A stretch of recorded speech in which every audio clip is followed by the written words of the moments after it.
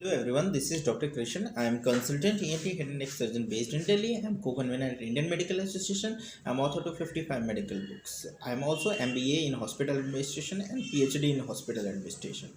So एक बहुत common चीज़ है, आई हैव ऑब्जर्व्ड काफ़ी लोग होते हैं जो चाहे वो डॉक्टर हों चाहे ना हों, मतलब दे आर मेडिको और non medico. Being a medico मतलब डॉक्टर होते हैं तो उनको एक चीज़ समझ आता है, बेसिक चीज़, स्पेशली जो MBBS MS है उसको ज़्यादा समझ में आता है।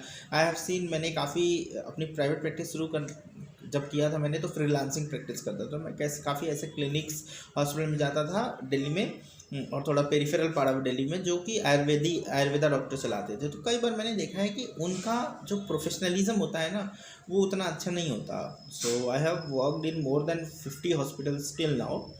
सो hospital and clinic 50 hospitals and clinics. तो उनका जो अप्रोच होता है प्रोफेशनलिज्म अच्छा नहीं होता। तो कई बार क्या होता है, इस चीज़ से कई अच्छे डॉक्टर्स एसोसिएटेड होना ही नहीं चाहते। और एक अच्छा डॉक्टर एक एसेट होता है किसी भी हॉस्पिटल के लिए, वो एक रेपुटेशन भी मेंटेन करता है हॉस्पिटल का, प्लस दूसरी चीज़ केयर दे रहा है तो माउथ पब्लिसिटी होती है। आप जो इतना लाखों रुपए डिजिटल मार्केटिंग और पब्लिसिटी पे खर्च करते हो, वो ऑलमोस्ट करना ही नहीं होता है। And this is a true fact, mouth publicity is very very much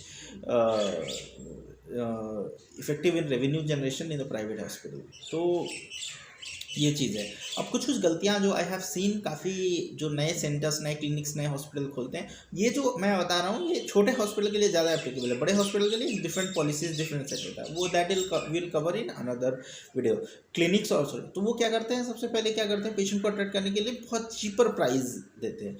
what I have seen in any metro cities और Tier 2 सिटीज़, पेशेंट पैसे देने को रेडी होता है। आप अगर ये बता रहे हो कि एक स्पेशलिस्ट का, दिल्ली के हिसाब से मैं बता रहा हूँ, स्पेशलिस्ट एक एवरेज स्पेशलिस्ट है, इवन विद 2 years एक्सपीरियंस या 1-2 years एक्सपीरियंस या 4-5 years एक्सपीरियंस जो है, इस रेंज वाले जो डॉक्टर्स होते हैं उनकी OPD फी एटलीस्ट स्पेशलिस्ट की, स्पेशली ENT में तो 800 रुपीज़ होती है। अगर आप उसको ये बोल रहे हो कि 300 रुपये में देख रहे हैं, जबकि दिल्ली में 300 रुपये GP की फ़ी नहीं होती। जनरल प्रैक्टिशनर भी एटलीस्ट जो केवल MBBS डॉक्टर होते हैं या BMS होते हैं, वो 500 to 400 एटलीस्ट चार्ज करते हैं, नहीं तो 400 तो चार्ज करते हैं। अगर आप ऐसे देख रहे हो तो ये नुकसान है, क्योंकि एक सेक्शन ऑफ द पॉपुलेशन है जो क्या करेगा, जो अफोर्ड कर सकता है, और most section of the population afford कर पाता है। जो दिल्ली में रह रहा है वो 500 रुपीज़ 600 रुपीज़ स्पेशलिस्ट OPD फी अफोर्ड कर पाता है इजीली।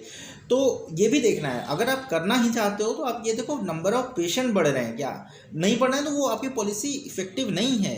सो इसके लिए क्या करना है, आप OPD फी ऑलमोस्ट 700-800 रखो। उससे क्या होगा, एक तो आपका जो काफ़ी बार नए सेंटर्स बोलते हैं मैं लॉस में चल रहा हूँ, ये चल रहा हूँ, वो नहीं होता।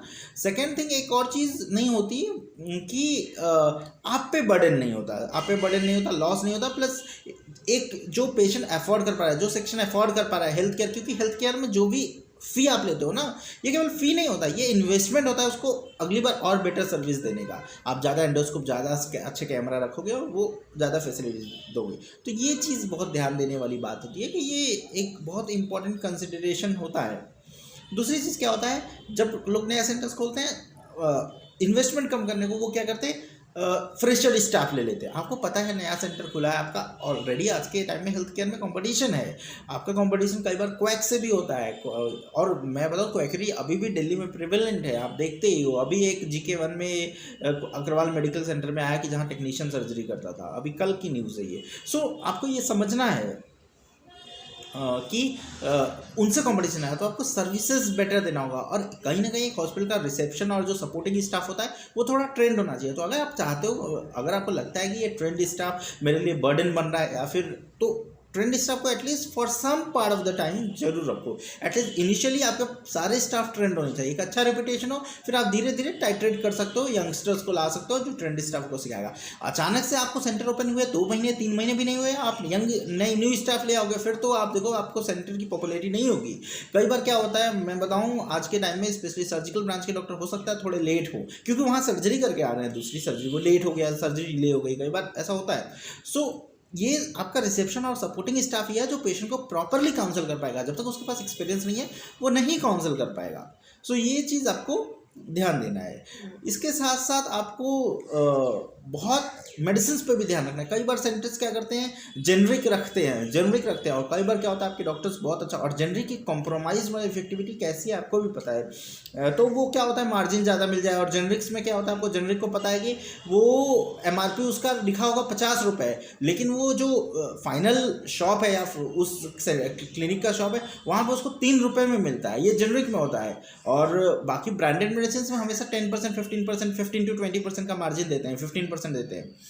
तो 15% ही मार्जिन मिलेगा जो लास्ट जो डिस्पेंसिंग जो केमिस्ट शॉप है। लेकिन यहाँ क्या होता है, यहाँ बहुत बड़ा मार्जिन होता है। उसको 3 रुपये का मिलता है वो स्ट्रिप, और वो 50 रुपये MRP लगे होते हैं। वो 40 में भी बेचे, 30 में बेचे, इसलिए ये जेनरिक्स रखते हैं कि उनको मार्जिन बहुत ज़्यादा अमाउंट में मिल रहा है। बट चीज़ ये है कि इससे क्या होता है, जेनरिक्स के मेडिसिन इफेक्टिव नहीं होता है। वो फिर आपका इनिशियली टाइम में वो आपको अफेक्ट करेगा। आपको क्या करेगा कि जैसे डॉक्टर ने लिखा, वो पेशेंट पर रिजल्ट नहीं आ रहा है, तो फिर वो प्रॉब्लम क्रिएट होगा।